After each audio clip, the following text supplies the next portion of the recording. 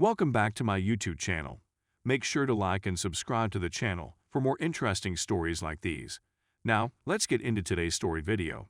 Cheat on me with my student, steal from me, and then slander my reputation. Get ready to lose your job, future, and face jail time.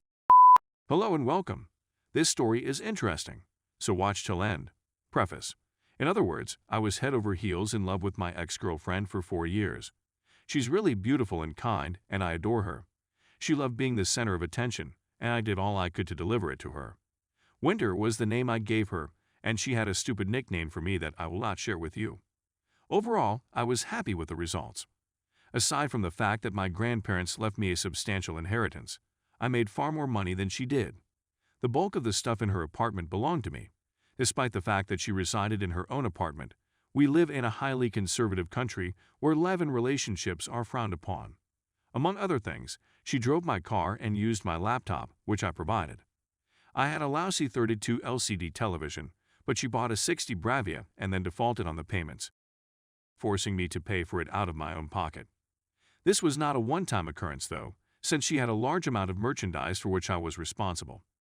I admit that I was a doormat, blissfully naive of all the warning signs that were all around me. In any case, I happened to be at her place one day and borrowed her laptop in order to check my email.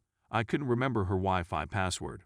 She logged into her Gmail account, and just as I was about to check out, a Hangouts notification popped up on my screen, reading, "God knows how much I like the shape of your body.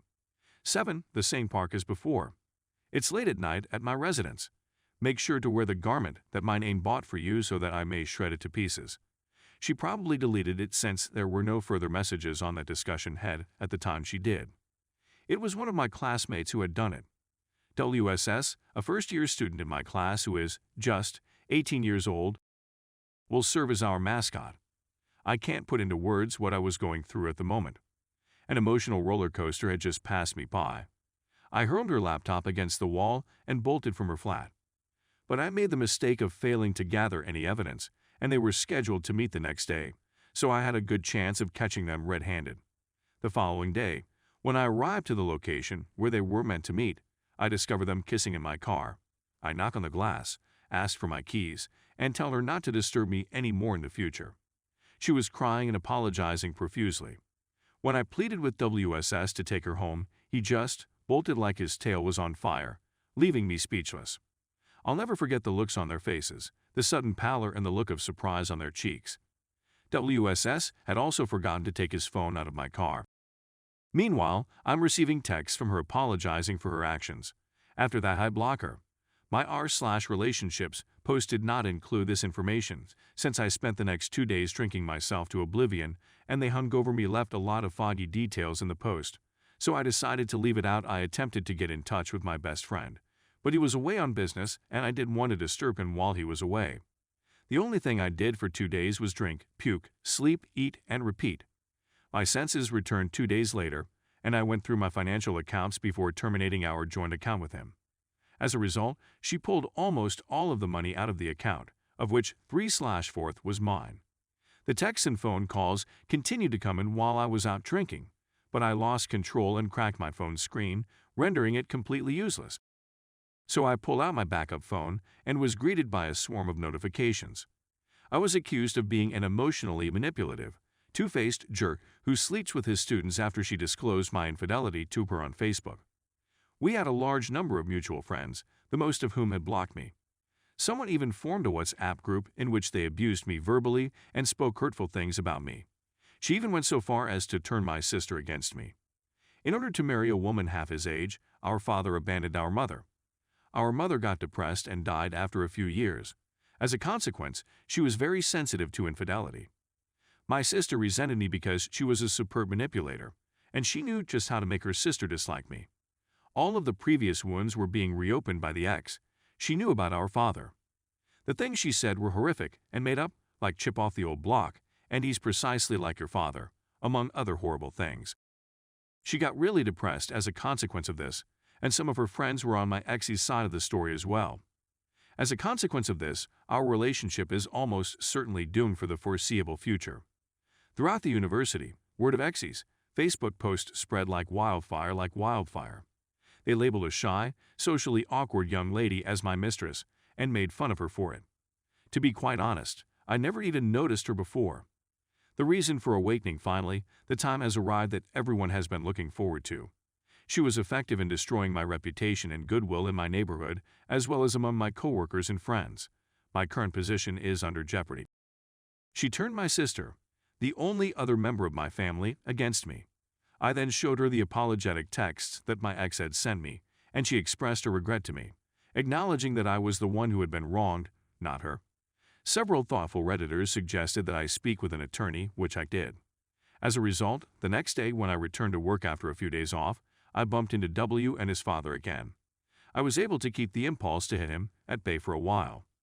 He expressed regret and promised to do anything he could to prevent him from dropping out of college.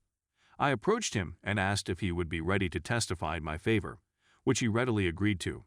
I did tell him that I would be unable to assist him since the situation was above my capabilities.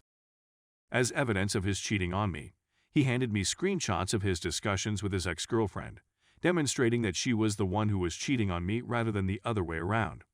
And he showed me screenshots of his conversations with his ex-girlfriend, demonstrating that it was she who was cheating on me and not the other way around.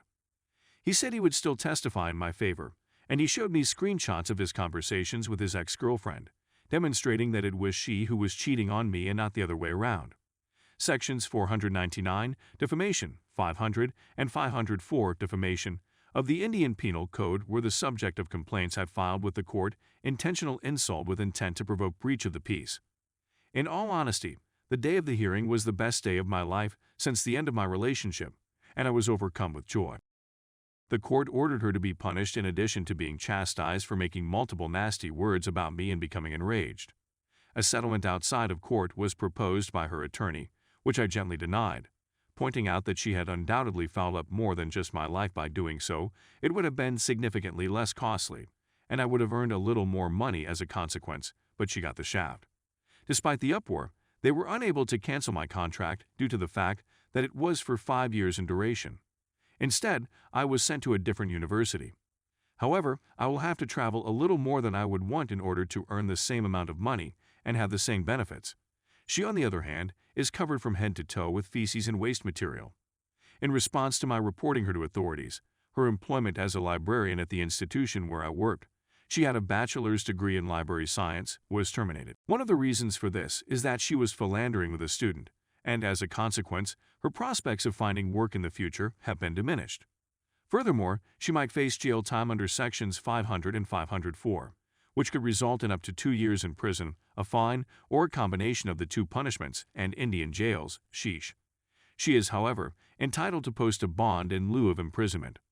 W has been expelled from the club for violating the club's rules. The money she stole would be used to pay for her legal counsel, which would be paid for by the government. It was my closest buddy that went to her residence and returned my belongings to me. Among other things, the items included a futon, a refrigerator, an air conditioner, a laptop, various pricey gadgets, and a piece of jewelry. However, since the television is registered in her name, she would be able to retain it, because attorneys aren't cheap. She'd almost certainly have to sell the business in order to make ends meet. She also does not have a job and does not have access to financial resources. Given the fact that this is India, it should come as no surprise that the people who live here are deeply rooted in their cultures and beliefs. When she grows up, she will have to confront her parents, who are still persuaded that she is a virgin, about her